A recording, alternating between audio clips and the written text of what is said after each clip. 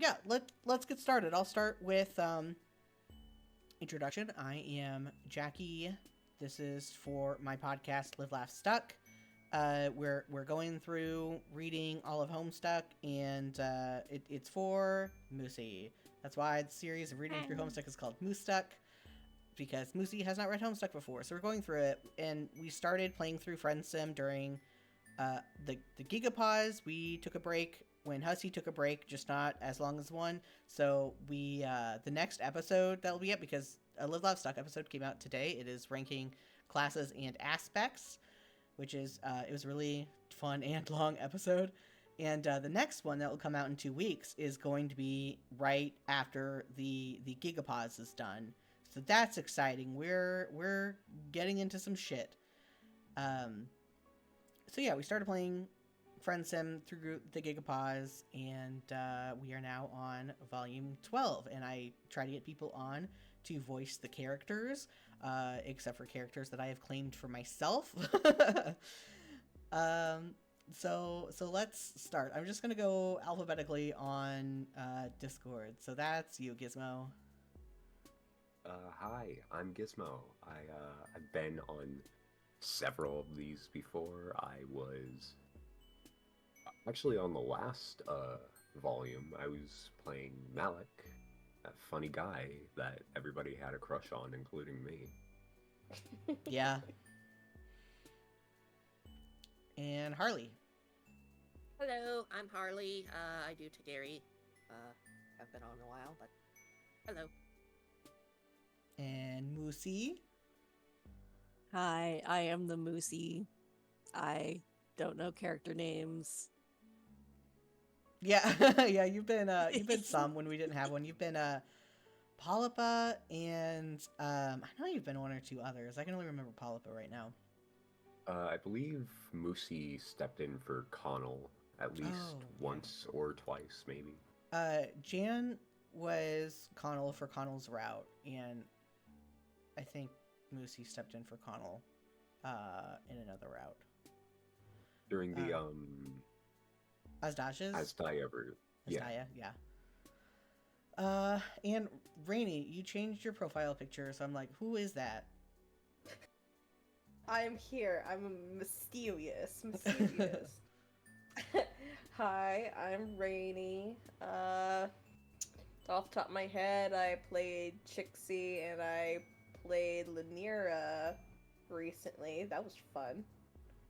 And then favorite aviation dude whose name I cannot remember. He's so fun and so oppressed because no one remembers him at all. Like car. Yeah. Yeah. Fight car. It took for me a care. moment to remember that too. Yeah. And then Justin. Hello, my name is Justin, and I need to let everybody in this call and watching know that I have been muted the entire time, and at no point during any of the pre-show setup did Jax confirm I was here. I saw you. Listen, I know you just hang out Yeah, on you saw mute. me.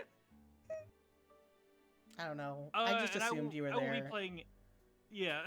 Because you'll walk away and have your headphones on throughout the house, so... Yeah. If you weren't here, you'd be deafened. I take your presence for granted. It's like Justin's here somewhere, You know probably. what? Yeah, I'm around. I don't have a life. I just... Yeah, listen, Justin is just like, hey, Justin, I need someone to come on this podcast. Justin, I need someone to do this. Are you free, like, right now? And Justin says yes. Every time. Every time. I am, like, watching the volumes. The volumes. And I will be playing everybody's favorite, yours and mine, I've decided, Galekh. Yes. And you've also played Demon. Diamond. Yeah. That guy, the hot dog man. God. That's sweet oblong meat tube man. Yeah. The beats. Gotta have the meat. The Arby's guy, because they don't serve hot dogs. Demon says false advertising. Cursed Arby meat. Okay, we're gonna get started then. Let us know about the volume. I am trying to make sure it's good, but sometimes the way we talk right now is not the way we're gonna be talk when we're actually voicing. So, we'll get it figured out. Okay, we're getting through it. There's 18 volumes. We're getting there. Like, look how much I have to scroll now. Keep Lots of scrolling, scrolling. What? Keep scrolling, scrolling. God, you have a headache. Is it dehydration? Only if you're thirsty for companionship. Are you hurt? Only your heart, and it aches for more pals. Is it withdrawal? Only from your addiction to new buddies. Really, there's only one cure for what ails you. Friendship. I really wish there was the Law and Order like dun dun type sound every time this came up on screen like this. It is missing. It is missing the panache, Audio the pizzazz, stinger. it just needs it there. I mean, I guess I would have to go through that twice every time we play through a whole volume, but like, it needs it there, you know? You know, you can get a soundboard and just do it yourself. Justin, I can barely make sure the audio levels are right. I'm not good at streaming, but that is something for me to keep in mind. Or you can just be my producer on everything. I was not prepared for duck. Yeah. I was not prepared for a duck either. Where did I that was duck go? prepared for duck. You wonder... Oh my god. Are we good? Yes. Yeah, probably. Yeah. Not even the right sound, so, I mean, really. You wonder whose sweet medicine you'll be imbibing this time. Galekh? Tirona. How do you say Galekh's last name? I think it's Zigzag. something like Personally, I'd say Zigzee, but I don't think that's correct. Crossy Gissy. Cool. I'm Sounds like a pretty sure- euphemism. Yeah, I think it's supposed to be something like Zagissy or something. I I just can't remember off the top of my head. have no idea. Oh, I was thinking Yeah. like Shig, you know, kind of like a.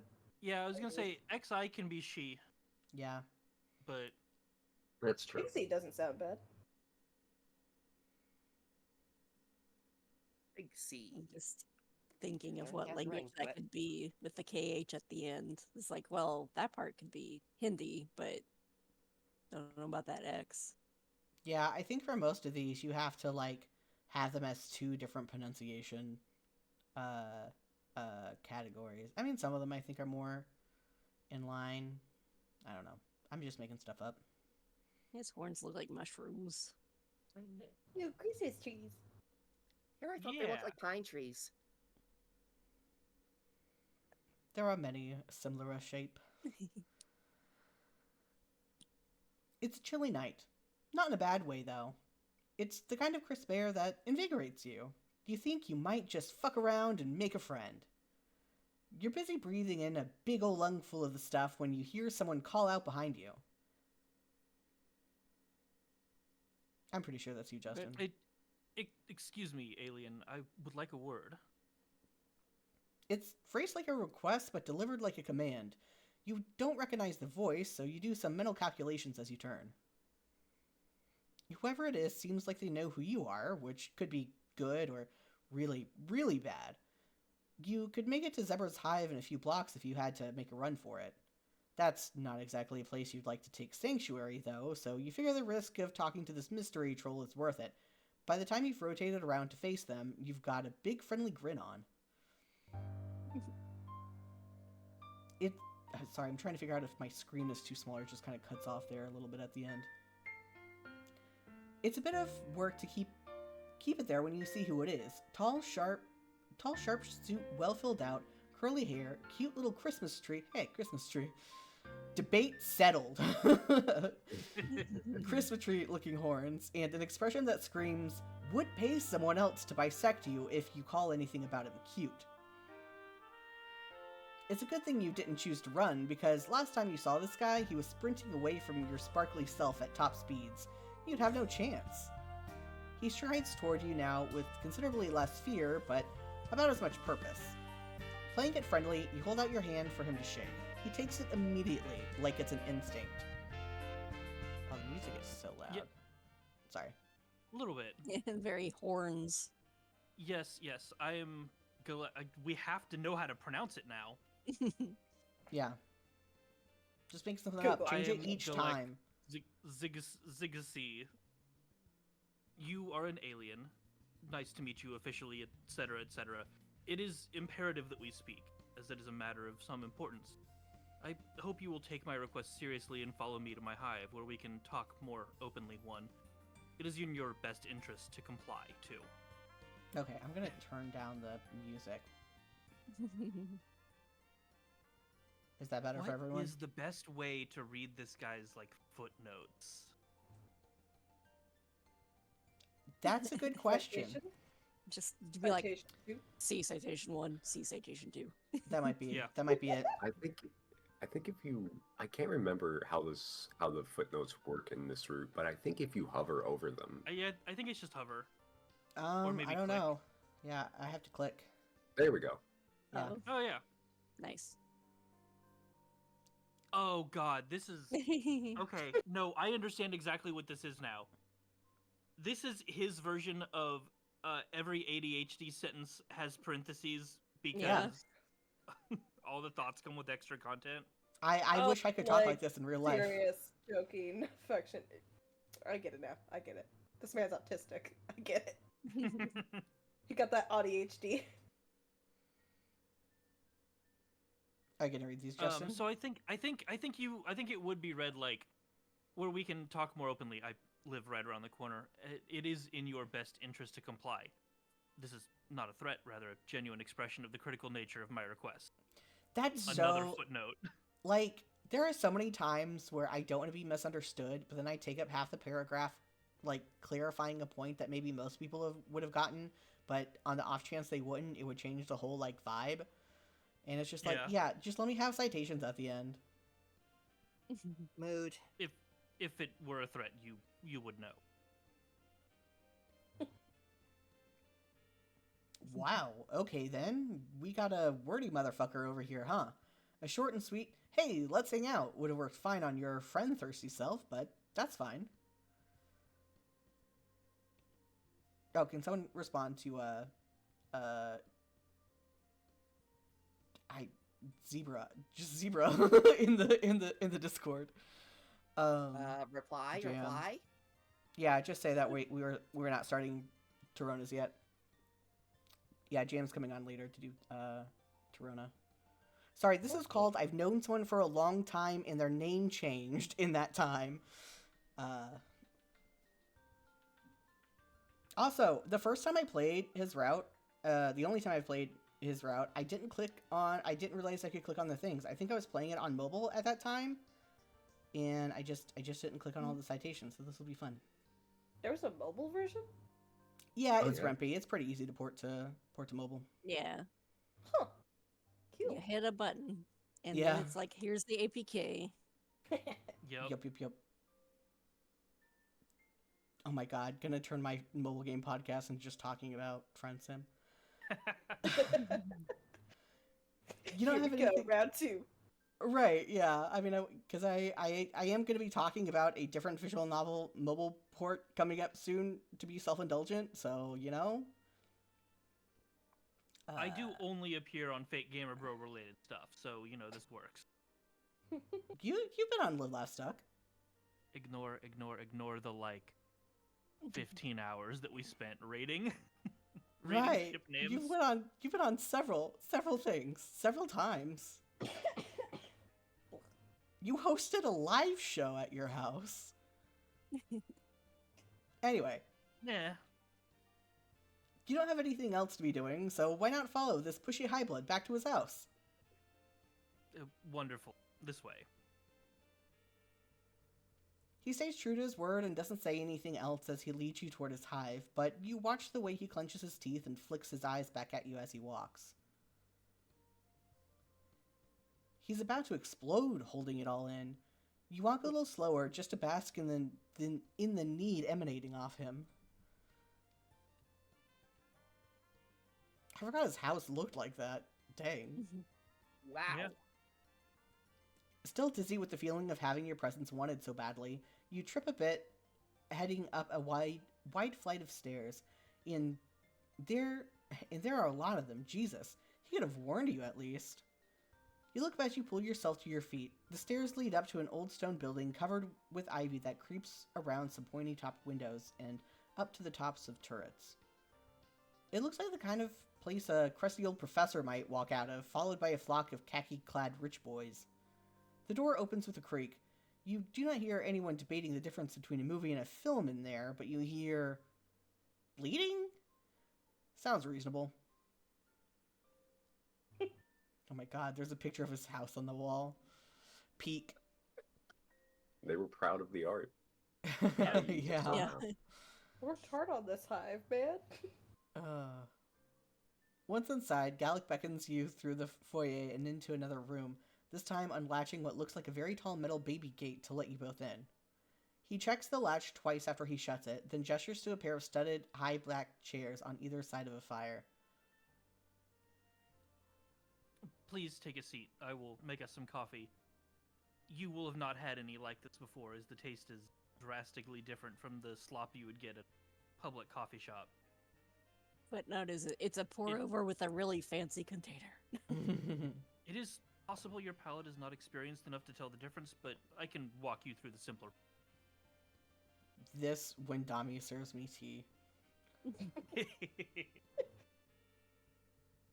You do take that seat, and you look around while he fucks with a antique espresso. Yes, the X in there. Espresso machine. He has a desk covered in papers, open books, and a typewriter. And along the walls, there are bookshelves leading up to the vaulted ceiling. Everything has an air of purposeful messiness to it, like he pulled some of his cooler titles to leave around for you to see. How flattering.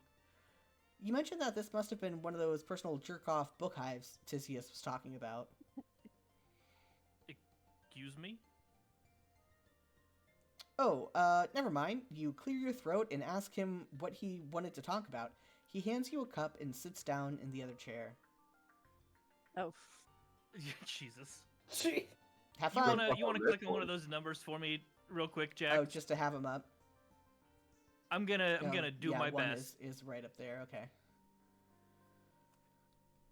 Of course, I just wanted to clear up a misunderstanding between us, specifically you misunderstanding me. You may be under the false impression that I am uninformed re the attributes of rainbow drinkers. You may even think that you successfully fooled me into thinking you were one yourself when we first met. I just had not previously encountered one in real life, nor had I ever seen an alien for that matter. I have spent considerable time researching in the interim, researching you, of course, which is why I was able to track you down so easily. Furthermore, when I saw you before, you were in the company of Tagora... Kerning Y. Gorjek. Rainbow fucker extraordinaire. Footnote 1. He wishes. I was making the most reasonable assumption possible given the information I had available. It makes complete sense if you think about it. It doesn't. I love this so much. I too, if I had the social status to not be questioned about it, track down someone who I was afraid misunderstood something about me and take them back to my house filled with books and say, listen, I feel like you didn't understand something about me and you must now have clarification. Right? Look, I feel like even the writers of this hated Galekh. M-Spar is so hostile immediately to this guy, and I'm like, he's just relatable. I fully understand everything. Right. No, I actually like this guy. Why do people hate him? I thought people liked him because people just liked him shift with Tagora. People like him, but like obviously the writers of this wanted you to not. Oh, I guess I never E- got that every- impression. Everything that is happening to this guy right now is so like passively hostile. Oh, I guess it's I guess we'll explore that. Again, it's been a while since I've played this, but no, he's like, I'm sorry, would you not sit down and like explain every misunderstanding? Like, especially because he has the social power to not be like immediately shunned for it, right? Yeah. It's like, oh, I this is a fine thing for me to do. It's socially acceptable. I would sit down and talk with this guy for hours. Right. Like legit. Just right. was I gonna would say, he steal just feels his quirk. super relatable. Yeah. He looks at you expectantly. Oh, you guess it's your turn to say something. see? Look at it's immediately hostile. Is that all? Lamau, I don't give a shit, my dude. Yeah. Like, Jesus. And Spar is cursing a lot. Yeah. Let's do. Is that all? Man, what the fuck is this guy talking about? You thought whatever he wanted was going to be a way bigger deal. You want to get this straight, you say. He dragged you all the way here under a thick veil of secrecy just so he could tell you he knows what he's talking about, and that Tagore is a rainbow fucker. I think that was an important part of the conversation. That he was actually right and not wrong, smart and not dumb, specifically about rainbow drinkers. I guess. You're right, Justin. Yeah. Yes, technically not specifically about that topic, but that is the pertinent piece of information in this controversial context. Is this confusing to you? I cannot have people thinking incorrect things about me. This is just true. This is why people go to therapy, to be like, how do I stop caring about people? Like, people are gonna think incorrect things about me, and I just have to live with that. This guy doesn't. He gets to live his best life. Yeah. Cool. No, you were just checking. You tap your fingers on the leather arm of the chair. Is that all he wanted from you? Oh, yes, I suppose. As long as we are in agreement and you do not intend to spread any misinformation. You promise. That is great news. There is a long pause. He looks disappointed somehow. You're not sure if this is what he was expecting, but it sure as hell is what is transpiring. I will show you out.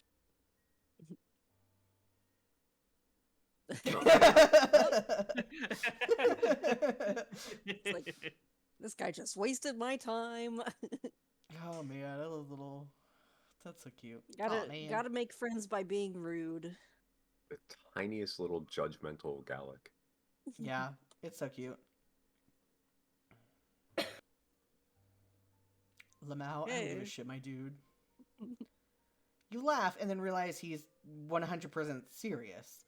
He really cares that much he cares that much what you think of him? It reminds you a bit of how you were a few months ago, or, a few days ago. Still, you know what it's like. You try to tread the line between humoring him and easing him out of having to care that fucking much. You tell him you like him even if he was a complete rube, a total rainbow drinking lore idiot, if his incompetence knew no bounds. I get it. Oh, heck. If the barely contained panic in his eyes is any indication, he isn't at all placated by that. You cut off that line of friend finagling and try something you hope is a little more his speed.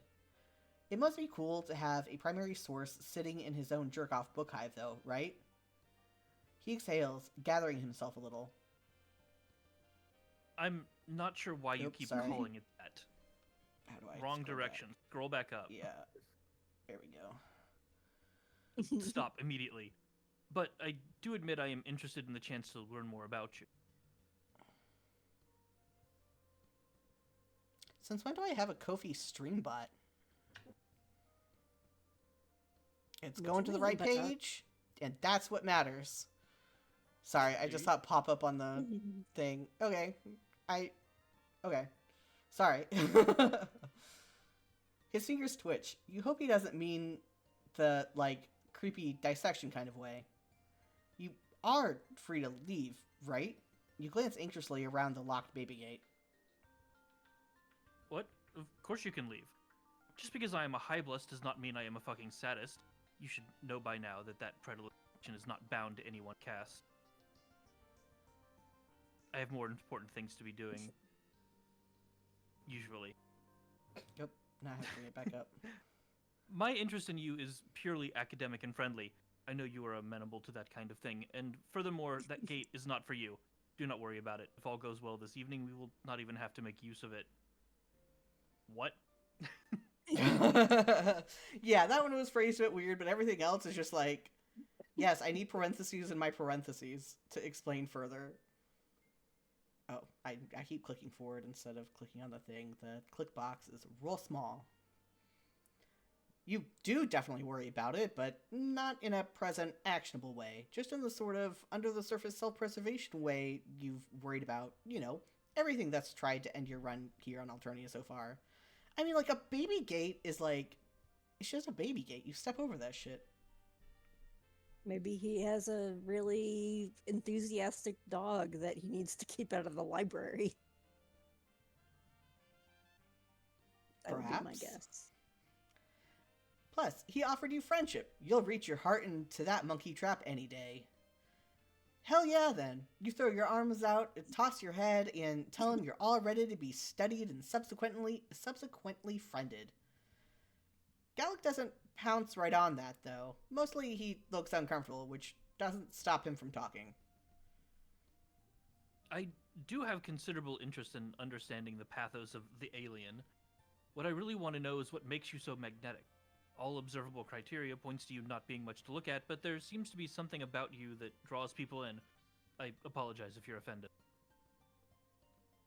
That isn't even in the top 10 lists of insults you've heard since landing, so you brush it off just fine. Plus, you have it on good authority that your legs are nice. You flex those bad girls in order to give yourself a little self-esteem boost.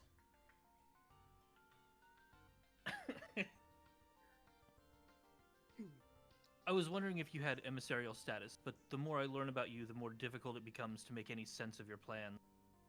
Accounts of your activities contradict each other at almost every turn. You are either the most suave and well-connected... What? Plenipotentiary? Plenipotentiary. You are either the most suave and well-connected plenipotentiary I have ever heard of, or you are running around with no clue what you're doing and it somehow works out for you anyway. I'm strongly leaning towards the latter, especially after this meeting. God damn it. For example, what the fuck are you doing with your legs right now? Is that supposed to be impressive to me?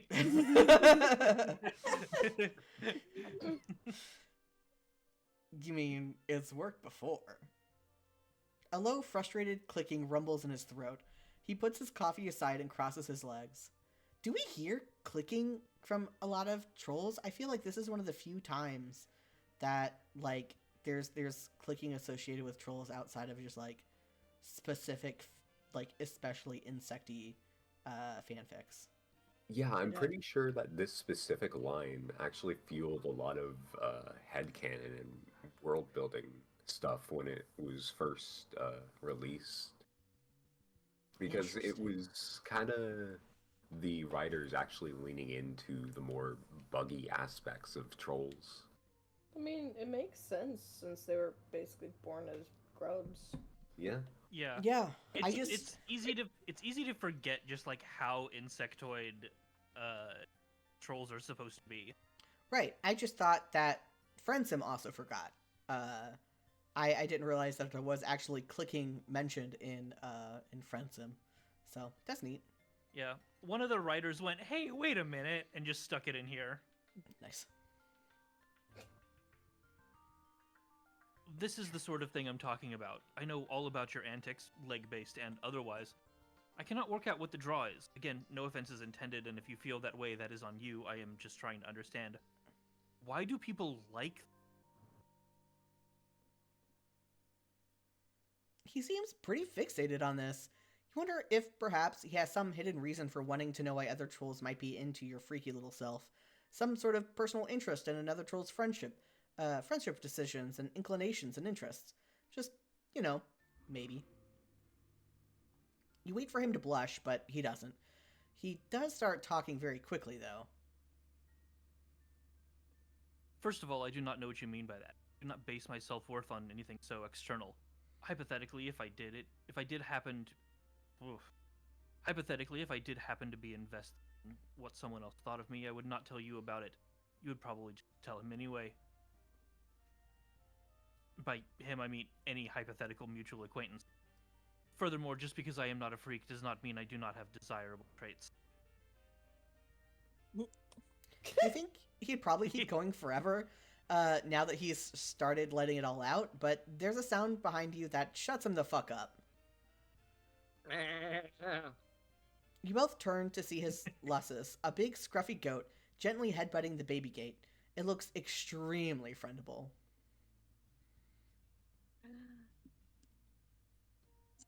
I love how these two specific options are only offered in all caps. Yeah. Feed the beast. Stay on topic, feed the beast.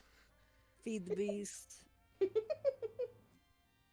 As much fun as it is to get monologued at, you opt for a chance in pace and ask Galekh if the goat is a good boy. If you call breaking into my book hive and eating important chapters of my manuscript good, then yes. It is in the pre-novel phase, if you are wondering. It is more of an experimental word rumpus. He is the best. To be fair, raising and providing for me also makes his presence in my life a net positive. He sighs when he says it, a mix of frustrated and fond. You pull an apple-adjacent fruit from your hoodie pouch. You never know when you might have to spend the day hiding in an alley, so pocket snacks that don't make you puke are extremely useful. You offer it to the Lussus, and he uses his teeth and tongue to pull it to him through a hole in the gate. Nice. You don't have to have a crisis about whether or not you should let him in the room, because once you swallowed his snack, he trots back down the hallway. You mosey over toward Galekh, plop back down in the chair, and let him know you're ready to get this fact exchange party started. You wonder to yourself what kind of information actually exists about humans on Alternia.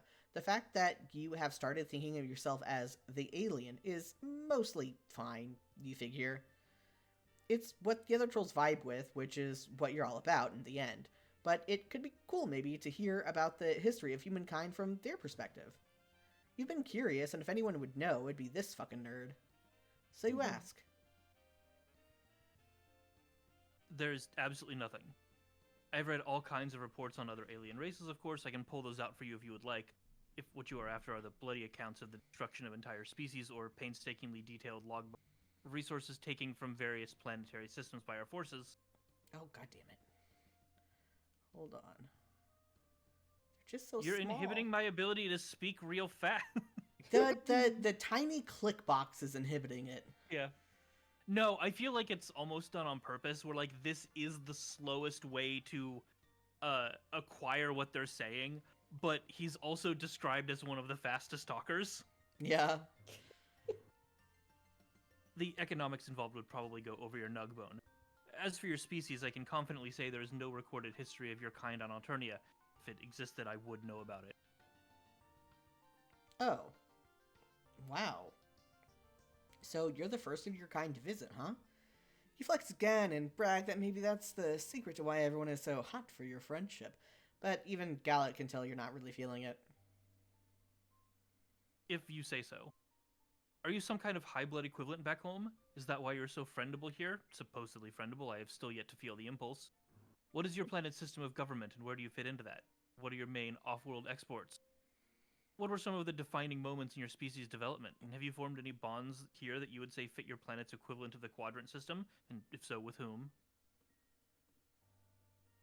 You're not ready to... Did I accidentally click too far? No. No, that's it. You're not ready to take the space SAT. It's because I was reading that as SAT. SAT. You're too busy trying to sort through the idea that you are literally the literal only option for him to learn any of this shit. The only one of your kind around. You feel like the frame surrounding your life has shifted, like everything around you zoomed out to the widest angle, with you a tiny speck in the corner, invisible to the naked eye. Whew, maybe you should sit down. Ah, fuck, you were already sitting down. Maybe you should lie down. You crawl into the floor, which Galekh probably won't like, but you're too busy having an existential crisis to care. God damn it, that's a lie too. You definitely still care what he thinks of you. It isn't the first time you felt overwhelmed by your situation since you landed. It isn't even the 100th, honestly. It's just that you kind of always had a back pocket assumption that there'd be some way out of this. Sure, you're having fun making friends and allies, assembling a new wardrobe, and picking up weird survival skills. It just hadn't quite hit you that this might be all that was left for you. For real. Is this floor wriggling another Is this floor wriggling another alien friendship ritual I just do not grasp the allure of, or are you spontaneously suffering? I'm not sure how I'm supposed to tell the difference. Please stop whatever this is. You want to answer him, but words feel so far away in this moment. You try to call up how you crashed, or what the ass you were doing in a spaceship to begin with. Are you even certified? Are you even a certified astronaut? Do you have an advanced degree? Do you have hands? Your vision blurs and you feel queasy. You need air. A lot of it. You run toward the closest available source, a wide window. Demonstrating yourself is maybe not the best option, but it is the one you are currently the most emotionally tuned to, so that is what the fuck you do. Luckily, the panes of the window open like French doors, and you're still on the first floor. You spill out the window without breaking any glass or limbs. Behind you, Galekh hollers. It still feels nice outside. You lay there and breathe in and out and try to pull your shit together. From your prone position, you can see Galekh put one leg up over the windowsill, shake his head, and then pull it back and turn away. He certainly looks fit enough to be able to manage that leap, but of course he wouldn't bother. He should give up on your hot mess of an alien self. You're fine wasting away out here like yesterday's banana peels anyway. You're ready to take a depression nap right then and there when you hear the front door open. Galekh is stomping toward you, flushed and fuming. He looms over you, his large frame quaking with anger. Listen here, you little shoot maggot. I have opened my home to you. I have opened my mind to the possibility of understanding you, despite multiple instances of you not offering me the same courtesy. I only wanted to correct your misconceptions about me and to have a chance at some cultural understanding. You are the worst ambassador I have ever heard of. No! You sit up and promise that he's been great, the best and smartest friend you've made yet. A great host, excellent even. It's not his fault. You're not clicking like you do with other people. If that were true, why would you spend an entire visit acting like a fresh-hatched idiot? At this point, I have to conclude that you are mocking me and my genuine interest in you. There's no other explanation for your behavior. Do not even begin to insult me by claiming otherwise. You try to explain that you were just in your feelings, but he has stopped humoring you. He turns on his heel and stomps back inside. You want to hope that he'll come back, the drive to understand outweighing the drive to be done with your sorry ass, but you know he won't. You drag yourself to your feet and start the slow, lonely walk to somewhere, anywhere else. From the open window, his Lesses cocks his head to the side and softly bleats his goodbyes. My goat. No. Oh. Everyone's Me sad. when my panic attack is so cringe that everybody thinks that I'm just fucking with them. Yeah. Oh my god, just get good, don't panic. Gosh. I can't believe that not feeding the goat leads to good end. That feels wrong. Yeah. Does feel wrong. Stay on topic. Eh.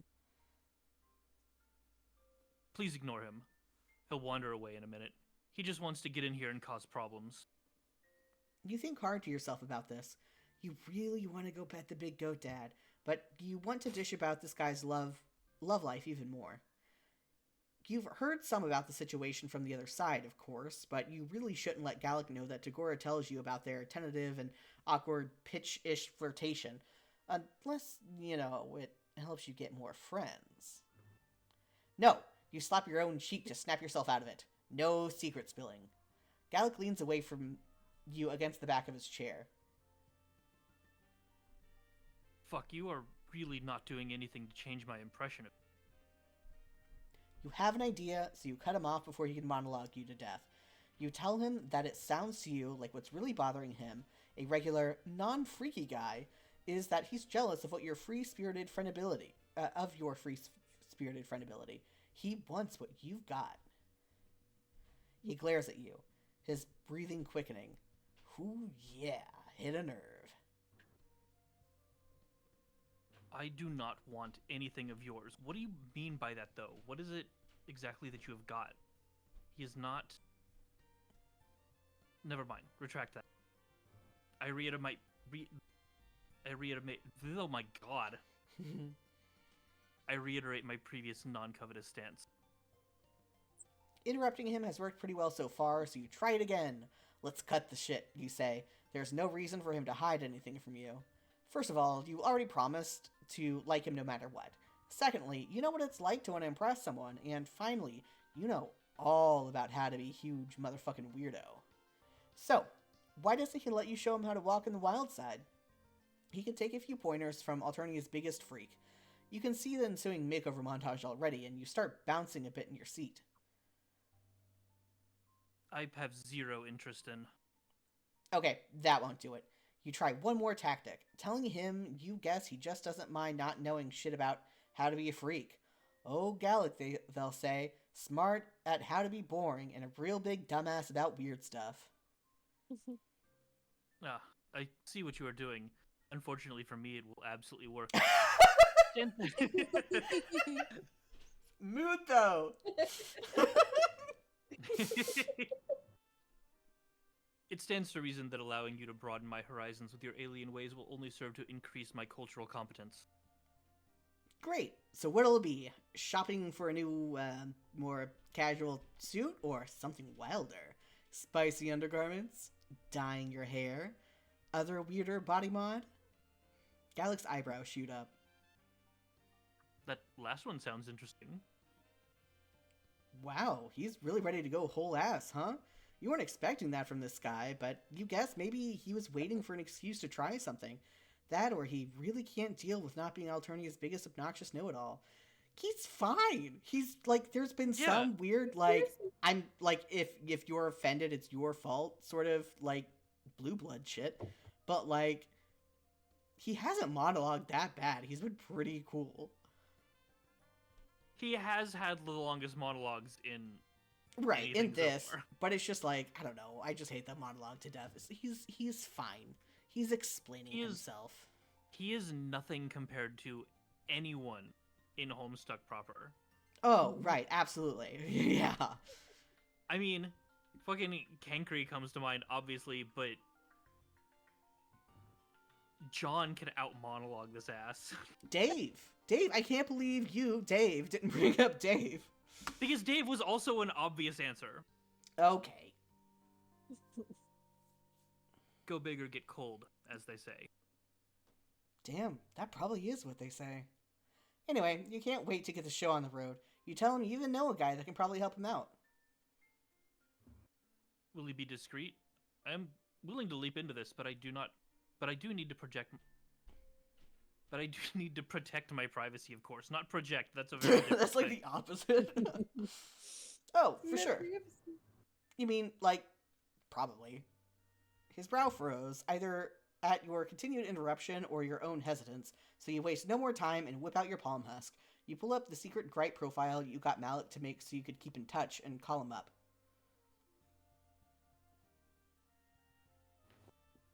Ah, Gizmo. shit. I'm here. That's me. What's up, Rubber Buddy? You get right to it and tell him you made a new friend who's looking to get a hole put in him. Behind you hear Galekh choke on his coffee. Artistically. An aesthetic hole. Galekh shrugs weakly, his eyes still wide. Or something similar. Hell yeah. Anything for you, bud. Malek's eyes dart from your face to the room behind you. You're not sure how much you can see through the screen, though. My gaze is easy to pack, so I'll be over soon. I'll bring options. You start to give him directions, but he stops you. Don't worry, I know exactly where you are. Your palm house is low jacked. Figured you'd be cool with that. See you soon. Malik hangs up and you grin at Galek to reassure him. This sure seems like a manageable situation. He offers you more coffee, which you take because you are a polite guest. Galek starts ideating in a small leather-bound notebook, so you mostly watch, listen to him explain the brainstorming process, take sips, and wish the goat would come back. Eventually, you hear soft footsteps approaching. Galek jumps when Malik opens the baby gate. I did love that little slide animation to get him in here, and yeah, oh, that was well done. How did you get in the front door? Act it. Galek's mouth opens and shuts a few times. His eyes dart between your and Malik's matching hoodies. Just kidding. Your operation is pretty low tech for an indigo, unfortunately. Yeah, let's just let me in. No. Anyway, I'm Malik. And from behind him, a proud bleating. Hell yes! Galek looks around and wrings his hands. There's a lot going on all of a sudden. He points to you. You, alien, hold on to my lessons. He cannot be unsupervised in here or he will eat everything. And as for you, Malik, hello. My name is Galekh Zigishi. Welcome to my hive. Things are not typically so hectic in here, I apologize. That ain't a problem. I hear you want to get freaky. Galek tugs at the bottom of his suit jacket, straightening it reflexively. Poor dude. You want to tell him you're proud of him for going so far out of his depth, but he seems to be holding his own here. Plus, the goat really wants to make a snack out of some old paperbacks. You take your job seriously and hold tight onto his neck. Yes, that is correct. I hear you have the tools to help me achieve this. I am open to a wide range of modifications. I will need to be able to hide it easily under clothing, however. My notebook has some sketches. Look only at the last 6 pages. Flip to an unauthorized section, and you will lose the privilege of losing... My god. Flip to an unauthorized section, and you will lose the privilege of using your eyes ever again. I love that. Awesome mood. You want to dutifully look and not touch too, but wrangling a big goat is a full-time job. Malik holds up the notebook for you both to see. Wow, Galekh's not a bad artist, actually. Still, you have to kind of turn your head and squint to make out what is going on in a couple of the sketches. You guess there are still a few surprises left for you in the brave new world of troll anatomy, huh? Galekh is getting the troll equivalent of a Prince Albert. You point to the sketch you like the best with one hand as you scramble to keep hold of a fistful of wiggly Lussus fur with the other. Yeah, I can work with that. Hell yeah, button up, get some layers off. Galekh flicks his eyes to you and you give him a big supportive thumbs up. You look politely away when he starts taking off his jacket. Instead, you focus on your job, and oh, you have some pocket snacks. You pull out some mostly not bruised fruit and offer it to Galekh's Lussus. He chomps it up readily and calms down a bit. Geez, can't Galekh afford food for this guy? He eats plenty. He is only being dramatic. Galekh doesn't take off his undershirt, but he does roll up the bottom of it before leaning his forearms against the back of one of the chairs, exposing the broad palette of his hips and back. That design does capture an inevitable facet of my core self. Get going on it before I change my mind. I assume I do not need to spell out any potential consequences if you stray from the artistic vision, correct? Malik rolls his eyes and pulls out a tattoo gun. It looks mostly how they do on Earth, but with a strip of greenish, almost biological light. Don't worry, your blood color's crystal clear.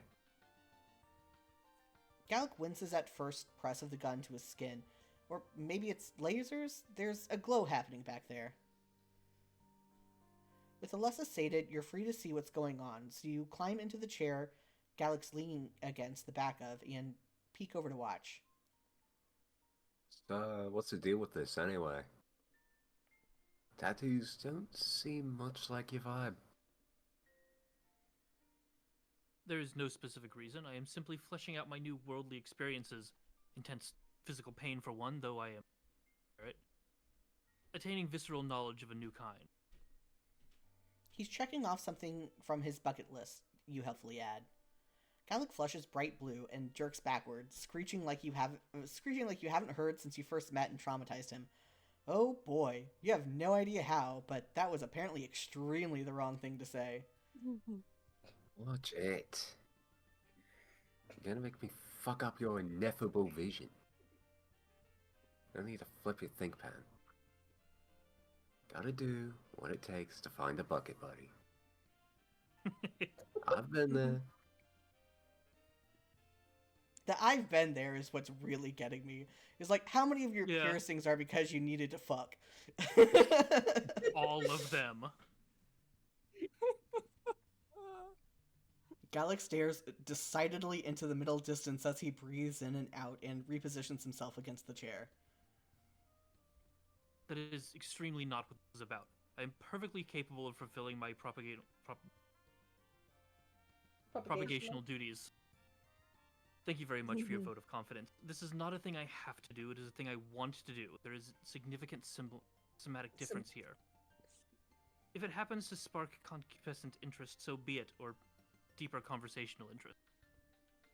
I can words, just not fast. Yeah. Yeah, whatever. I don't judge. You only have the barest grasp on what they're discussing here, but things are starting to click into place. You don't want to embarrass your potential new friend by calling him out on his crush even further, or by implying he can't find anyone to fill a quadrant with. You tell Malak that Galekh is making his decisions based on his own personal, emotional, self-educating journey, and that's all. Yes, that's the heart of it, exactly. Thank you. Galekh smiles at you, and it's crooked and stiff on his face like he hadn't expected to put it there. You smile back and place your hand on top of his, white-knuckled against the back of the chair. He winces in pain only once more before Malak steps back, tilting his head to admire his handiwork. That'll do it. Did you just get a tramp stamp? Yeah, that seems to be the case. Yeah. Galekh rolls his shoulders and twists his body around to check his new ink. Satisfied, he turns to extend his hand to Malak. Thank you. Jesus Christ. What is wrong with my mouth? Too many words already. Thank you for your time on such short notice. Would you like to stay to... Malak shakes his hand but cuts him off there. No, thanks. I'm not much for the after party. See you around, Rabbi Bud. Nice to hat you, button up. Oh, no. Nice to tat you, button up. He tosses the gear back in his bag and nods at you both. On his way out, he pats the goat's head, now placid. One new friend is enough for one day, I suppose. Thank you for encouraging me to try something new. It is quite a rush, isn't it? I still do not completely understand you, but your penchant for flinging yourself wholeheartedly into precarious situations is fascinating. That is tattoo what you do appointment best. ever. Huh? Fastest tattoo appointment ever. For real. Yeah. He just got like a tiny butterfly. Like true tramp stamp style. Exactly. That is what you do best. You grin uncontrollably at the compliment. I might try employing that tactic a bit more in my daily life if it will lead to newer, deeper grasps of the troll condition. As such, I have 2 confessions for you. He takes a deep breath and gets the rest out all in one go. 1, I only knew an elementary amount of information about rainbow drinkers before I met you, and 2, the reason for my frond hinge jerk reaction at that time was because of my Gorjek-shaped blind spot. Feelings-based. It is feelings-based. You graciously do not let on that those are 2 of the most obvious pieces of information you've ever encountered. Galekh clears his throat and thrusts his palm husk toward you. Now that we have taken care of that, take a photo. I can't reach. Observe me emitting these inadequate... Mood. He turns around and you lovingly set up the shot. On his hip bone is a modest rendition of his sign, in indigo, of course. It's framed by 2 sprigs of pine crossed under it in a V. The look on his face as he turns back over his shoulder for the camera is the most self-satisfied thing you've ever seen. When you hand Galekh his palm husk back, he fucks with it for a minute, then it starts buzzing with notification after notification. He looks up at you, a smile creeping into the corner of his mouth. He bites it back like he's not sure what to do with the undefinable happiness he's experiencing. He hates it. That's cute as shit. What an adorable little boy. The tiny guy. He's such a dork, and I love him for it. I know. I like this guy so much. He's Him being legitimately lineless my against favorite. everything else being lined is so weird, though. His shoes are lined.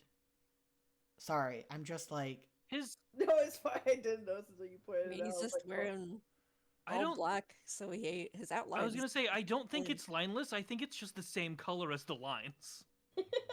It might be, Oh. Because like hands are lined, palm husk is lined, horns are lined. It just blinks. This would be a time where I'd be like, enhance, and then like impossible technology happens to enhance it. You just find the image file in the in the images Yeah. folder or whatever.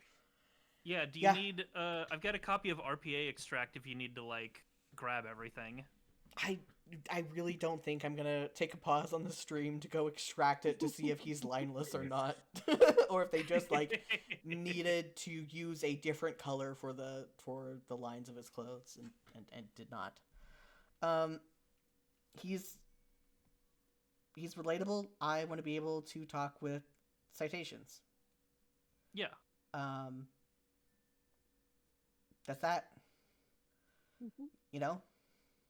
I think genuinely he's one of my favorites so far. Yeah. And hello, we have our Tirona here. I think. Muted. I'm Hello? here. Okay, cool. Hello. Sorry, I'm just moving some nosy keyboards that are like they're a little bit messed up, so one of them keeps like pressing down a key even though I'm pretty sure it's off, so ghost keyboard. Love it. Ghost keyboard. Goodness. Okay, I mean, if we need to wait a second between volumes. No, I'm here. I I'm gonna BRB real quick to get myself a drink of water because Tagari is going to pop up somewhere. So BRB. That's fair. Yeah. I will say I know Galekh's route is the Galoro route, but also like what if he and Malik no, I shan't say. I mean, yeah. I mean, that seemed pretty. I mean, maybe it's just because it's like Malik's vibe in general, but yeah. yeah. ¿Por qué no las dos?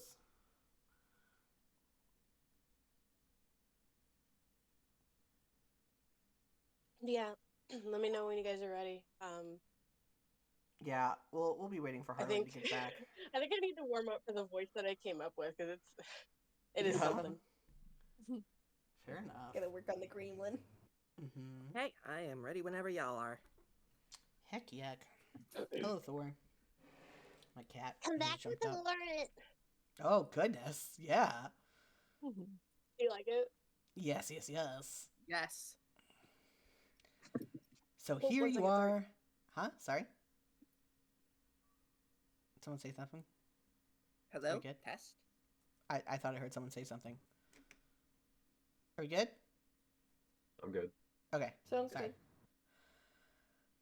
So here you are, in jail. You always knew you would end up here eventually, but you were expecting a human jail, not this. It all happened so fast. You were waltzing down another Alternian street in search of friends when you heard the telltale sound of machinery behind you, and before you could escape, some giant metal drone with a rocket ass scooped you up and flew away with you. You were honestly surprised that the drone didn't execute you on sight. They've tried to do that before, after all. Perhaps your numerous shenanigans have grown so vast and ridiculous someone wants to see you in person before you die, if only to have a chance to ask you, what the fuck? In any case, you aren't complaining. Not about being brought in alive, at least. You have plenty of other things to complain about, though. This cell sucks. It's hard and cold and full of this gross-looking moss that could probably kill you, since everything on this planet sure can. There's a couple of patchwork holes in the back wall of your cell, which aren't enough to wriggle your way out through, but are enough to let in the light from outside. You've been here since a few hours before dawn, and now it's midday, which means scorching rays of sunlight are streaming their way into your cell and forcing you to dart around to the shadiest spots as the sun makes its way across the sky. As if that weren't enough, it's also hammering rain outside, which really isn't doing much to stimulate the sunlight, and you think the rain might be acidic too? Fun. Intermingled with the rain, you've been hearing some sounds maybe coming from other rooms. Interrogations, maybe? Torture? Whatever it is, you are not a fan. And would somebody please fix the leak in the roof? If you have to listen to one more drop of water exploding onto the floor like a nuclear fucking bomb, your shit is going to take an extended sabbatical from the handle. Sorry, my cat is sniffing my mouth. What do you think's happening here? I'm talking. Hello?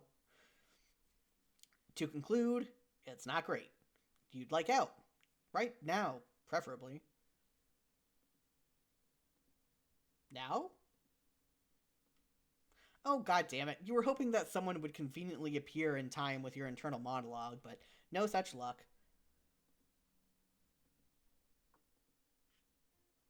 Okay, there she is. Your new savior is small, probably the smallest troll you've met so far, with the possible exception of Amicia, and she looks about as young as Amicia as well. She's got wild pigtails sprouting from her head and a twitchy look in her eye, like she's going to start sprinting the second she hears a sound. She opens your cell door with a creak and gestures down the hallway with a quick jerk of her head. Come on, with me now, quickly. Head down, keep quiet, no asking questions. That's such a good voice. It is. Thank you. Do we ask questions or follow her, Moosie? I think we just follow her. Good choice. Oh my gosh, Thor. She's saying on my keyboard. Oh my... Cats, man. Okay, there we go. You follow her down the hallway, keeping quiet as instructed, even though you have so many questions you want to ask her. Questions like, what her name is, or where you are, or why haven't they fixed the fucking leak in the roof? Instead, you just hurry closely behind as she takes you to a stairwell in the back of the building and up multiple flights of stairs. Peeking out the window of each door you pass, you see what seems to be an evidence locker, and then a row of tightly packed cubicles, and then a long winding hallway. This is where she opens the door and ushers you through. The hallway is full of electronically locked doors with troll signs on them, the overwhelming majority of which are teal. The only other presence here seems to be automated cleaning robots. You are unsurprised to see that troll Roombas come with their knives pre-attached. She punches a series of numbers and letters into a keypad beside one of the doors, bearing her sign and a name, and then slips inside, and you follow.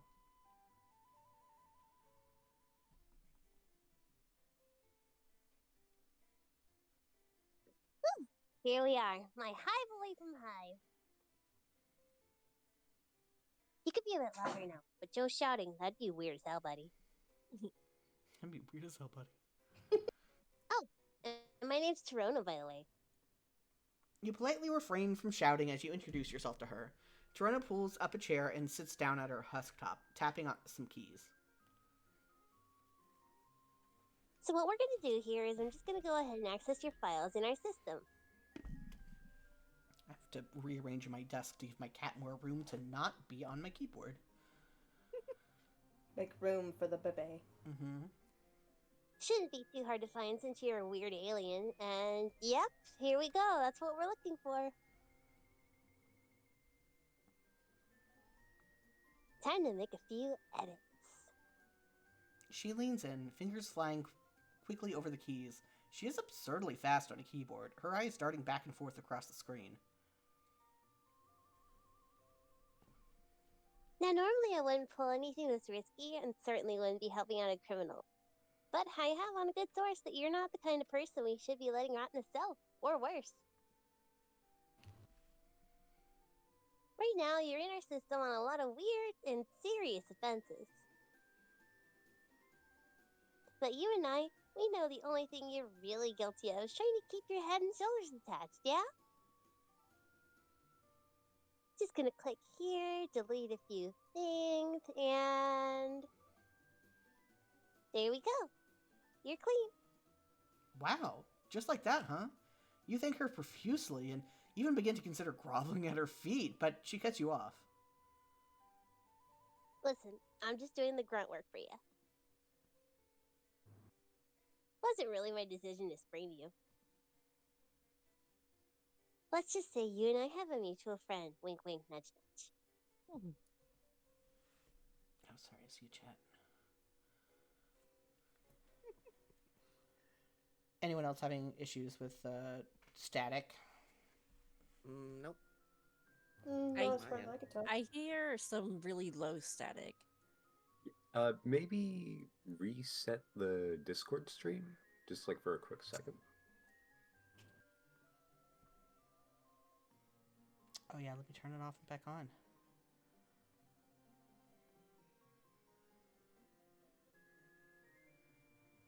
Truly the answer to all things. If it wants to load again, oh no, I broke it. Here we go.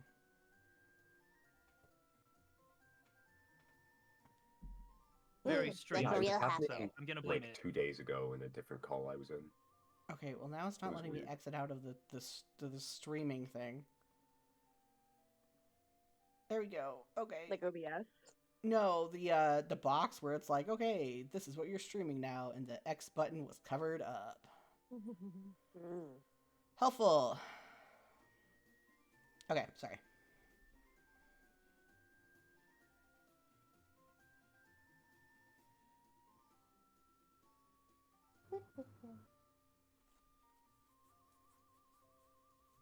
Jam. Yeah? Are we back up? I'm not seeing it. Oh. Yeah. Oh my god. Sorry. I clicked it, and it broke. I mean, I could start improving shit. That would be funny. No, that's...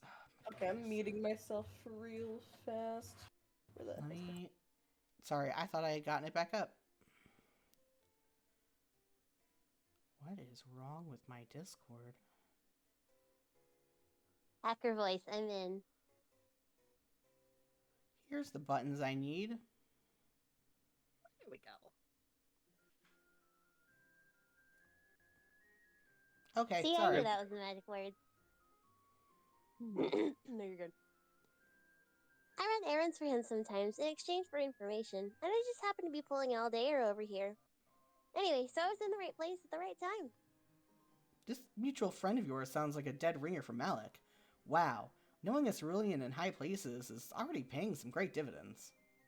It beats our data, at least. All you got from her were some really weird DMs on Chitter from her stream followers. Anyway, speaking of being in the right place, what is this place anyway? Also, this is like 2 stabs against our data in the past couple of... Like, because the last one, like, M. Smart didn't even, like, say her name when he said everyone else's name. That's funny. I forget if I read this line, so I'm gonna read it again. You be nice to my wife. Yeah. Anyway, speaking of being in the right place, what is this place anyway? This place is... well, it's a lot of things. Jail and courthouse and office and a whole lot more. Basically, if you're a teal looking to learn how to do teal things, this is where you go for a hands-on internmentship. Internmentship. You can tell I've read these words before because I would have otherwise like tripped up on the word internmentship. Yeah. Most of it is law-related, of course, but there's a couple of semi-related fields for the go-getters looking to do something a little different. Like me. Yep. I bet you're just dying to know what I get up to in these hallowed halls, don't you? Surely a brilliant mind like Miss Kasund is doing some real important work here, is what I bet you're thinking. And you are absolutely correct, my friend. Feast your gander bulbs on this. A few clicks of the wriggly bulbous mouse on her husktop loads up several images. You glance at the screen, and the recognition center in your brain goes haywire with dopamine. Alien culture or not, you know memes when you see them. God, you missed memes. Check it out, check it out! They're a little corny, but I know Trizzle's gonna love them. She's a real sucker for this kind of thing. One of them is an image macro featuring Trissa doing her makeup with the caption, "Trizza's so hot, rebels are so not." Another seems to feature troll brains, at least you hope those are brains, of varying sizes and hemo colors. Being a rebel is the small maroon brain. Sympathizing with rebels is the medium-sized olive brain, and worshipping Trizza is the giant purple brain. These ones will be going up on the web soon, but for now I've got plenty of other memes circulating. See, I made a bunch of fake Chitter accounts and got some techie troll to automate them for me.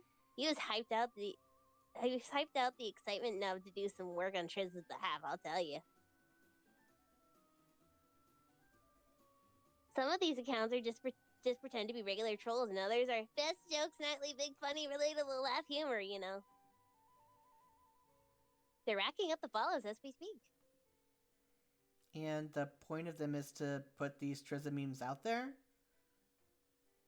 That's how you get them. You start with a couple of innocuous jokes and cute fur-piece pics, and bam!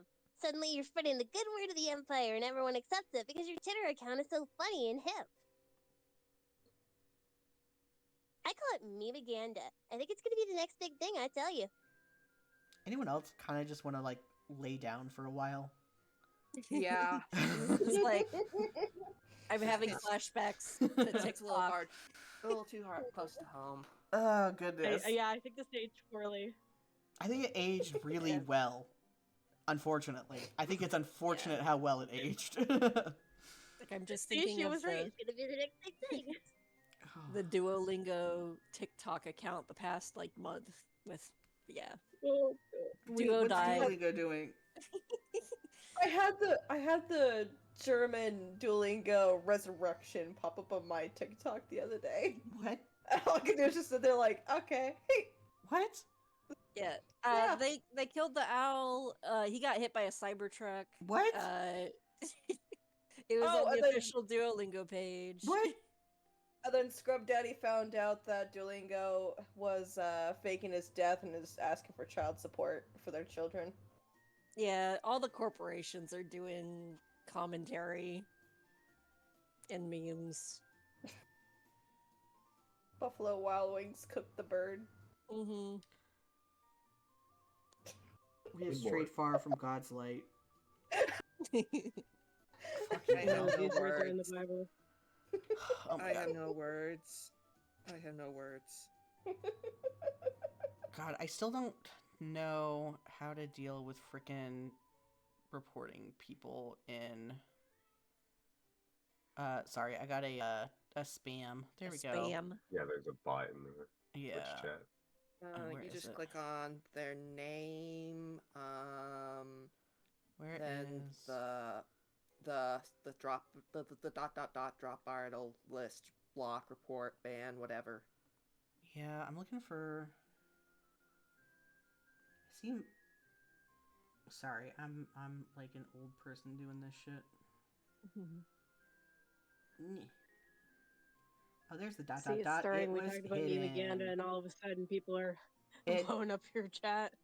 My freaking yeah, my Twitch chat was too small to show the dot dot dot. So I'm like, what's happening?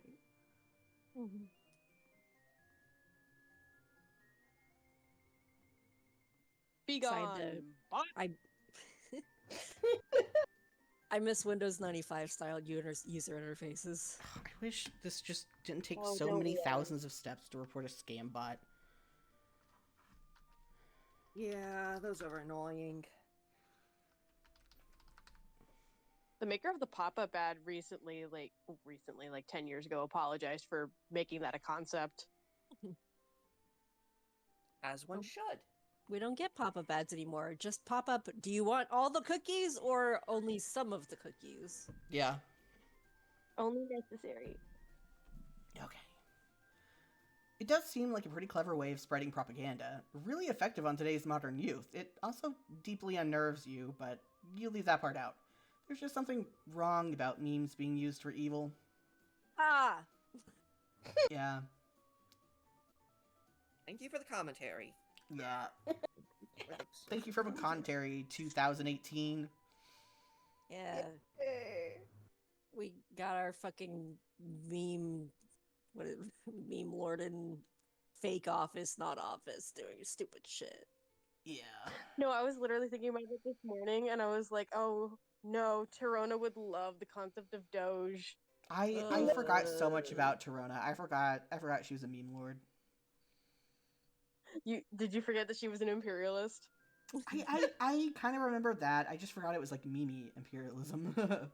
Mm. Thank you, thank you. Glad someone appreciates all the hard work I'm doing here instead of just brushing me off. I've had to do a lot of overtime putting out propaganda for the Empire lately. Just between you and me. Although this ain't exactly much of a secret anymore.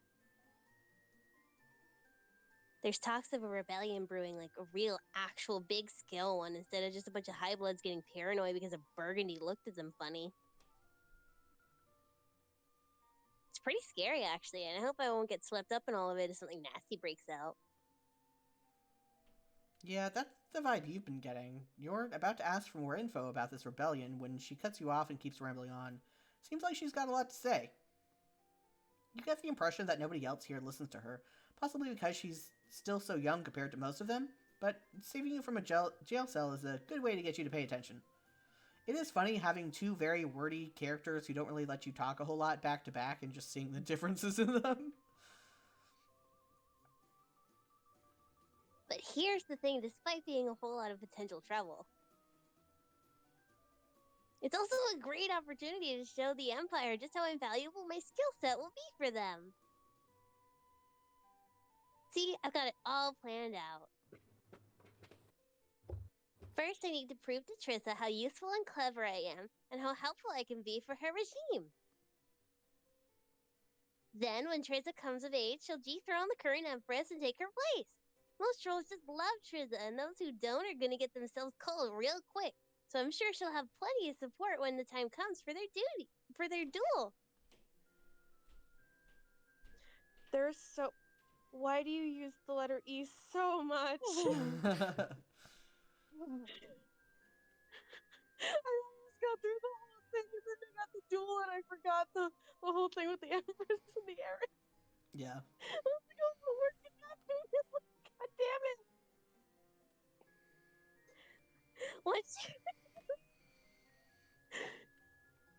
Damn, kid, okay. Oh dear. Once she's in full power, I snag myself a nice position on her as her propaganda minister, and if I'm real lucky, I can wheedle my way into being assistant to His Honorable Tyranny himself. His Honorable Tyranny? You don't think you've heard of this guy before. You assume he's a particularly high-ranking troll in the legislative process? Oh no, he's just a fuck-off huge monster who passes judgment on criminals by eating them. Or eating anyone who bugs him, really. He presides over particularly noteworthy trials, especially at the extreme court. In retrospect, you should have known. If monsters can be parents, they can surely be judges too. But, what exactly is the appeal here? Who wouldn't want to be big and handsome and strong enough to devour anyone who annoys you? It's the perfect life, I tell ya. Said like a true tiny gremlin. You sound like an egg. Yeah. Fair. As it stands, since I can't be him, I can at least be his best buddy and most perfect little helper. Besides, doing all the behind the scenes work is a lot safer than trying to actually hunt down or prosecute criminals, I'll tell you that much. I mean, yeah, he might eat me, but that's just a normal workplace safety hazard, really. Nothing I can't handle. She really does have it all planned out, doesn't she? You're impressed. Thank you. But I can't do it alone. I can't do it all alone. I'm gonna need some help along the way from a very talented and clever associate or two. I bet you know who I'm talking about. Her Lussus? Her classmates? No, dummy. Sheesh, here I am trying to butter you up and it flies right over your think pan. I'm talking about you. I need your help. And I think after bailing you out of that jam, I've earned it, wouldn't you say? The old I rake my claws down your back, you rake yours down mine dealy, you know? Troll idioms are still as inscrutable as ever, but you do know a thing or two about claws and about helping people to earn their good graces. What's she need? You ever hear the old adage, teals talk? And while a lot of teals have been talking about the strange alien going around getting all buddy-buddy with the cast, The way I see it, someone like that might just know how to get me into their offices and dig up some dirt on them and their potential rebel connections. I keep saying they should start shelling out for Gander's can tech, but nobody... No, oh my god. Mm-hmm. I keep saying they should start shelling out for Ganderscan tech, but nobody ever listens to me. No way, no how. A regular old password system ought to be enough, right? Ha! They wish. Yeah, they really wish those locks were as secure as they think they are. You can figure out the codes, no problem, I'm sure. What do you say, pal? How's about you help me help the Empire and root out that rebel scum? Oof. You're not particularly keen on betraying your friends, but you do owe Tirona a favor now, and you'd love to make another pal while you're at it. There's gotta be some way you can maneuver your way out of this mess. You tell her, sure, you'll offer her some help. If you're gonna hit up someone's office, it should be... So I'll I have admit, to remember who is who. I never went through all it. Like I never clicked on Tizius. I never wanted to give Tizius up. But Tagora is Ratman. Tizius is a relatable, tired college student, and Tagiri is anime boy. Yeah. Okay. Anime boy. Who to start with? Tagiri? Oh boy. After mulling it over for a while, you decide Tagiri is the safest choice. Sure, he's the guy with a sword, but he's also by far the least likely to harbor rebel sympathies, so you won't be getting one in trouble here. Yeah, Tagiri! Now that's an interesting choice, I'll tell you what. He's always sucking up to the purples and trying to make himself look all cool and knowledgeable about lost stuff. So you think he'd be clean, but maybe, just maybe, it's all up front. I'm working on a video about rebel sympathizers right now, actually. And that's one of my big bold points that I go over. Now, sometimes the guy trying too hard to look like he's on the level is actually as far off the level as it gets. So yeah, let's see what this guy's hiding, why don't we? Moseying on over to his door, you consider the keypad. This shouldn't be a hard password to guess. It's gotta be the name of one of his favorite animes, right? You punch one in and nope, a buzzer sounds. You try another. Nada. But to your delight, the door clicks and begins to slide open after the third anime title. You glance over your shoulder to see Tirona beaming at you from right behind you, then turn back to the door and yikes. A katana comes swinging out towards you on a wire, and you narrowly dive out of the way before it connects, crashing to the floor in the process. You groan and stagger back to your feet and hear a familiar voice sounding from a speaker in Tagiri's room. Foolish evildoer! Did you really think it would be that simple? You've fallen for my trap! Your 3 pitiful guesses were all it took to seal your doom! Not that it's going to do you any good while you bleed out on the floor. Sayonara, trespasser! The message seems to cut off there, but then there's some muffled sounds, like a microphone being moved. What do you think, Tadashi? I think it's gonna look so cool when I show it off to my colleagues. You breathe a sigh of relief. That katana was aiming right at your head. You almost got skewered. Talk about a close one, right, Tirona? Tirona? Did she die? This one I know. fucked me up when I first saw it. It seriously just comes out of nowhere. Holy It just- shit! I just want to see Tagiri come back to the office. Like her actual death. Huh? I think somebody had redrawn this with like her actual death.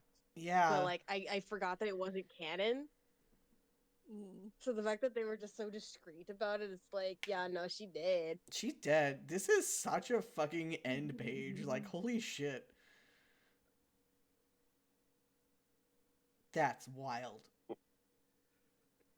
Maybe a less swordy choice next time. Yeah. Maybe less sorty, yeah. Do you want to do the beginning failure real quick? Yeah, sure. Just get that out of the way. Let's Ask ask questions. questions. Wait. You have so many questions. Which of your many lovely friends was willing to help you escape? Who is she? What's her deal? How did she know? She shushes you, and her eyes narrow into an appraising squint as she looks you over. Not too bright, huh? Figures. Listen, I don't have time to explain, and I'm not putting my neck out any further. So here's what we're gonna do, okay? You're gonna run, not too far out, because you don't want to wind up in undead territory. Stick to the city, find a nice hiding place, and keep your head down. See ya! She rather forcefully stuffs what appears to be a military-grade umbrella into your hands and shoves you out a back door into the rain and sunlight. When you turn to protest, the lock on the door clicks shut and you're stuck outside. What was that she said about undead? Daytime zombies? Daytime zombies. Okay. Do you want to do Tagora or Tizius? Let's do Tizius. It's gotta be Tizius. She runs a tight, if sleep-deprived ship. You'll give it a good try, fail to find anything useful, and Tirona will appreciate your attempt. I have a Homestuck question. Yes. Do people of the same cast all have the same first letter names? I'm just now noticing. Huh. I don't No, I think mean, that's the... Zebra's right there. It's just the Teals, I think. Yeah, the teals are just a weird. Nah, there's case. Latula. I mean, Oh, that's true. yeah, and there's a coming up that doesn't have a T name. So, it's just I don't know. I think they were just on a roll It's with just T a names for a coincidence. while. Sometimes it happens. You just end up doing a whole bunch of names that have the same letter in them.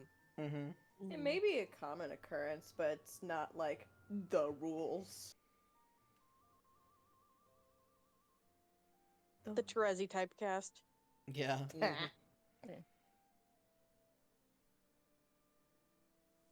Tizius, huh?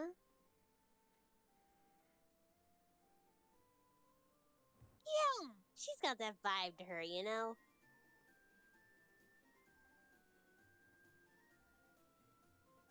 She talks a lot about improving the justice system, and what kind of person does that, huh? A rebel sympathizer, that's who. The Alternian justice system has worked just fine for hundreds of weeks. The only person who ought to be proposing changes is Trizza herself. Obviously, there's nothing to change, or she'd have done it already. Anyway, this is Tizzy's door right over here. So why don't you start working your magic? An idea comes to you. You start tapping away at your phone, much to Tirona's chagrin.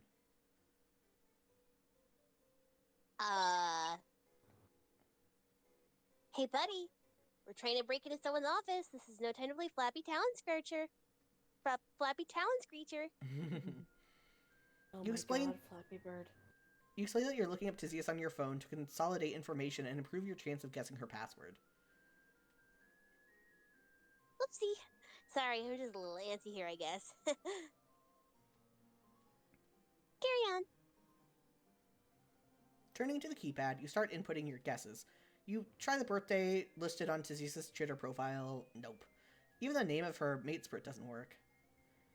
Then, something clicks. Everyone expects a long, complex password, right? You try just 2 paltry digits instead. 69. Click. The light goes green and the door to her office slides open. Bingo! Feeling pretty chipper about your breaking and entering skills, you usher Tirona inside with an exaggerated bow. She cackles and skips right in, making her way over to a husk top sitting on Tizius' crowded desk. There's papers and old mugs lying around everywhere, and the rest of the room is about as disorganized as the desk, with towering stacks of books threatening to collapse if you so much as breathe wrong. The Empire already monitors online communications, of course, but we've got tools for those sneaky sneaks who try to hide things out the cloud.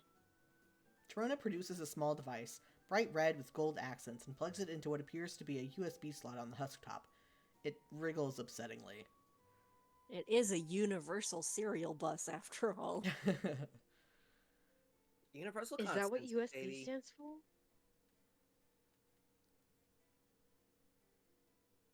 Sorry, I never realized that USB stood for something. Yup. Oh, yeah. A universal serial bus. Mhm. Fun Disney fact. Okay. I'll go through her files and you start looking through all of those books and folders, okay? You offer thumbs up and turn your attention to the absolutely massive pile of literature that is strewn throughout the office. You're not really giving it your full effort, hesitant to pry into Tizius' stuff, but you get the sense that she isn't hiding anything in here anyway. Behind you, Tirona is clicking through folders on the husk top, the exasperation in her voice steadily growing. Useless school feeding assignments. Copies of court transcripts. A bunch of nudes. Excuse me? I mean, her code was 69. Yeah. Like, it's a signless thing, but also, like, nice. Yeah. Nice. It's all just normal teal stuff. There's nothing incriminating on here at all. Where is she hiding it? Trips. Tirona pulls away from the husk top and dives into the stack of books with gusto of a small child in a ball pit, rifling through pages as quickly as she can. It isn't long before she gives up that pursuit too, emerging from the pile in a shower of loose pages. I can't find any evidence of wrongdoing anywhere. No hidden folders on her husk top, no secret stash between the pages of a book, nothing! She stomps back and forth, pacing around the room and scratching at her face absentmindedly. Maybe there just isn't anything to find. Is that so bad? Tirona Crash Out compilation. Yes, if she's not bad, it's super bad! Ugh, look, see. I'm not big, and I'm not strong. And even if I get a growth spurt when I'm older, it won't change that I don't like to fight. That's just not what I'm cut out to do. I'm a thinker, and a listener, and a talker. Knowledge is power, and it's the only kind of power I'm good with. It's the only kind that'll keep me in the game. Everyone's gotta play nice and get off my case because they know I've always got the dirt. But all those shifty, crafty teal jerks keep trying to hide all their secrets from me. I'm gonna be hooped if I can't get over on them. If I can't get one over on them. Tirona yanks at her pigtails and slumps down against the wall, looking as frazzled as you've seen her. This calls for a pep talk. You sit down across from her and offer a gentle smile. You know where she's coming from. When you came here, you were a mess. You still kind of are. All you had was your guts, your mind, and your goofy charisma. You've been blundering your way across the planet, but somewhere in between all that blundering, you made friends. You gained skills. You figured out how to keep surviving even when it seemed impossible. And if you can do it, she can too. Sure, she may not be as big and strong as she'd like. She won't always win. Sometimes there's going to be days like today where she doesn't succeed. But she's got this spark in her, you can see it, that tells you she'll be just fine as long as she keeps her head up and tries to hang in there. Tirona perks right up. Your motivational speech game is really on the ball lately. Yeah. Yeah! You're right. This might have been a bust, but I sure ain't. I've already got all kinds of connections, pals, and skills. I mean, the guy I run those errands for, he says I'm one of the smartest and cleverest heels he's ever met. And that I'm really mature for my age, and Oh Oh no. dear. Big oof moment. Yeah. We're just gonna we're not gonna timing, unpack that, huh? Tizius. We're just gonna go past. Hey Tizius. Good timing, Tizius. I mean, maybe you should have a talk with Tirona after this. Like, just check up. Yeah. You never find out what else. If you're elusive with children, don't leave her on me. You never find out what else he says because you're interrupted by the sci-fi whoosh of the office door opening as Tizius steps through. There's a long, awkward pause before she raises an eyebrow at Tirona. Now, just what in the hell are you two doing in my office? Tirona begins a stammering response, but Tizius jerks her head toward the door. Yeah, I'm gonna need you to get out right now. She turns to you. Not you. You. We need to have a chat. Oh no. Tirona flashes you a terrified look before scurrying out of the room, door sliding shut behind her. Tizius glances at the door, then pulls you toward the most secluded corner of the room, where books are piled so high they practically reach the ceiling. She speaks in a low, hushed whisper, a good idea because you'd bet a troll buck or two that Tirona's listening outside the door. Hey, so that was some good thinking, texting me as soon as you got your palm husk back. You shrug humbly. You're good at getting good at leveraging your bountiful stockade of friends. I wonder what she's thinking. I wonder what she's thinking I'm going to do to you. There's a lot of rumors about me. Most of them untrue. But when you look as tired as I do every day, trolls whisper. She chuckles lightly and takes a sip of water before sighing. I can't believe she thought I'd be dumb enough to keep incriminating documents in my office. She must be getting real desperate to prove herself. This is exactly my point about how fucked up it is here. Everyone trying to climb over each other out of the muck and pull the rest down, like shell scuttlers. There we go. Yeah. Shell scuttlers in a seafood storage device. Poor girl. She thinks she's got everyone in the palm of her hand, but she's being played as much as any of the rest of us schmucks. Another sigh. You feel like sighing may as well be Tizius' second quirk. But you've already heard enough from me about all that. Go pretend I chewed you the fuck out or something. I need to reorganize all this shit now that she ruined my old system. Her office looks far better organized than it did when you walked in, actually, but you're not about to split hairs over it when Tizius just bailed you out of potential disaster. As someone who just had their mom over reorganizing my shit after I told her not to because it was how I wanted it. Listen. Now you can't find anything. Yes. Have to Yeah, that's fucking felt. tear the kitchen apart to figure out where she put stuff. Also, real quick, I hate to bail out, especially when I believe my part was going to come up soon, but I had something else that just came up and I need to take care of it. Really sorry to just bail out. No, absolutely, that's fine. Stuff happens. Thank you for being here for Malik. What you gotta do. Of course. See you guys later. Have fun with the route. See Yes. ya. Bye. Bye. You thank her, give her a quick hug, then slip out of the office. Tirona nearly falls over herself, stumbling away from the door where she was clearly trying to listen in. Whoa, you're here and you're still alive and in one piece. That must have been a real close one. You know what she does to people who cross her, right? Well, I'll give you a hint, pal. It starts with disembowelment and it only gets worse from there, uh-huh. How'd you make it out? Oh, you know, talking your way out of a jam, it's a total breeze. Tirona seems starry-eyed and impressed. You're sure you know how to handle yourself, especially for a weird alien. I think you and I ought to stick together. Technically, you don't owe me anything anymore, but us little people work best in numbers, yeah? You could use a friend like me.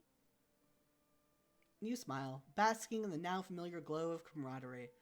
Yeah, you could use a friend like her. And you think she could use a friend like you, too.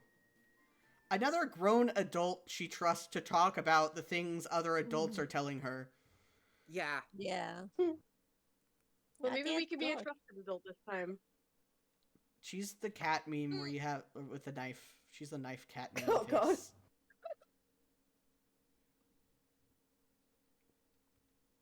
Okay, and now let's do Tagora. Anyone want to volunteer for Did we Tagora? just have Yeah. Tagora? Yeah. Sorry, did someone volunteer for Weird if Tagora? someone else doesn't. I was gonna say, I can't remember what Tagora sounded like. Weasel know, Ratman. probably. Oh, yeah, that's a good idea.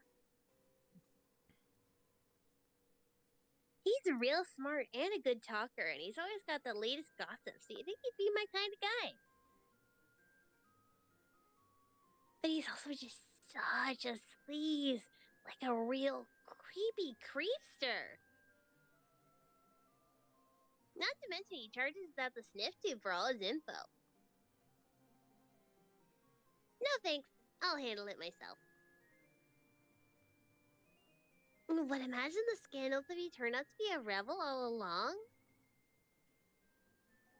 I really hope we find something on him here. After some elite hacking, that is, punching his wriggling day into the keypad, the door to his office clicks open. The two of you slip inside, and you glance around. You are immediately reminded of his hive, almost eerily reminded of it, in fact. Did he just order copies of all the same minimalist aesthetic furniture and have them sent to his office? That's... Well, you don't know exactly what that is, but it's certainly impressive. You know, I'm not so sure if that vase is regulation. Take a picture of it just in case, will ya? Sure thing. And if you happen to accidentally delete the picture later, well... Actually, you have accidentally deleted a bunch of pictures before. Figuring out your troll phone has been an ordeal. You line up your camera and take the shot, and oh fuck. As you were about to press the button, your phone received an incoming call from someone, and you ended up hitting the answer call button instead. Now you're going to be trapped in a social encounter that you weren't mentally prepared for. No! Wait, that's just Tagora. That's no problem at all. He's gregarious, and he's easy to talk to, and you're standing in his office. Fuck! Again! Throwing on your most practiced, everything is perfectly fine expression, you try to angle the camera so he can't tell where you are. I just noticed the Better Call Gregor. Oh. Nice. Alright, let me try to improvise something here. Mm-hmm. My apologies for bothering you on such short notice.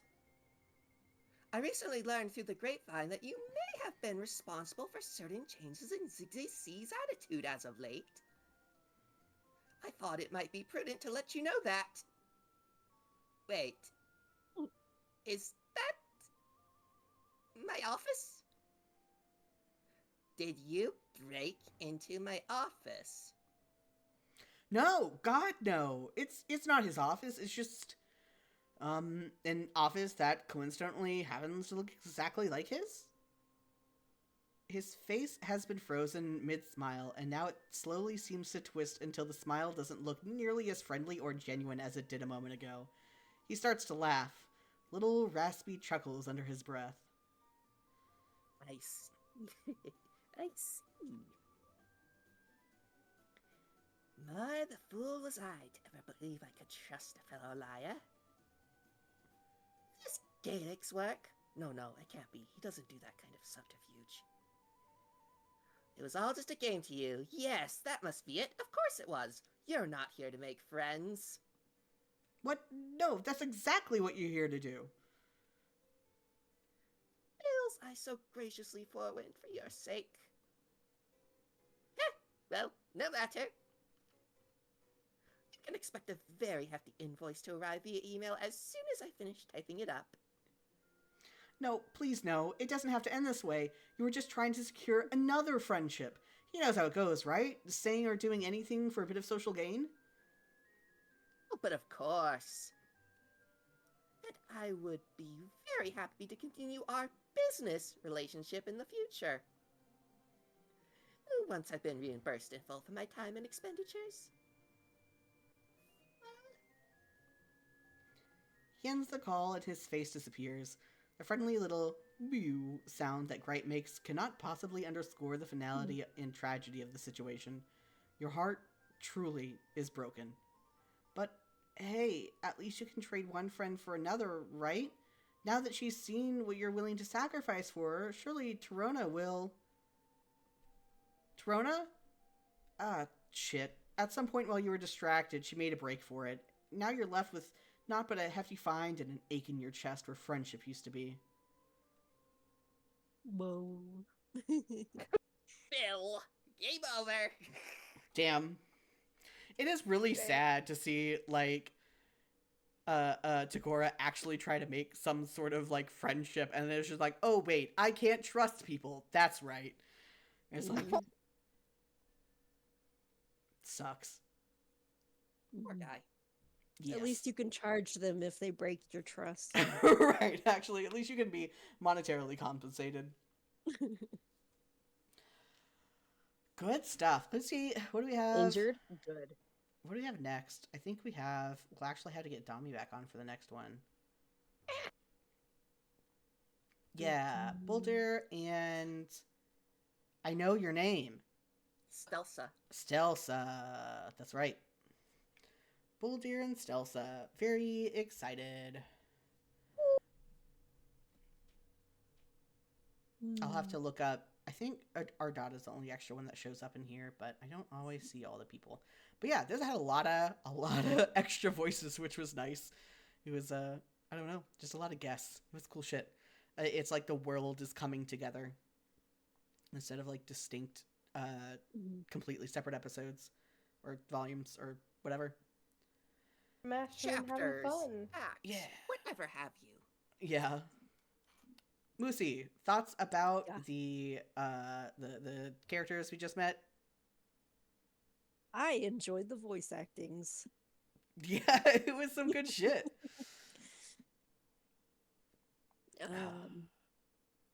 I really- feel reflective of the current day. after- Yeah. That was a shock to the system. I wasn't expecting that. Mhm. I do really wish I had that ability to just have like citations for people to click on to to learn more. Nice. It would make life just so much simpler. For real. Okay, well, that is where we're gonna end it. The next one, if I can bring up my calendar, will be on the 13th. Same time, same place, 6 p.m. Central. And yeah, these are being uploaded to YouTube every other week as well. So next Thursday, I think it's chapter or volume like 9 or something comes out. I'll have to look. Anyway, thank you all for joining, both the viewers and those on call, and Gizmo no longer on call. It has been a fun time. These were some good ones. And we will see you all in 2 weeks. Yay! Yay! Yeah.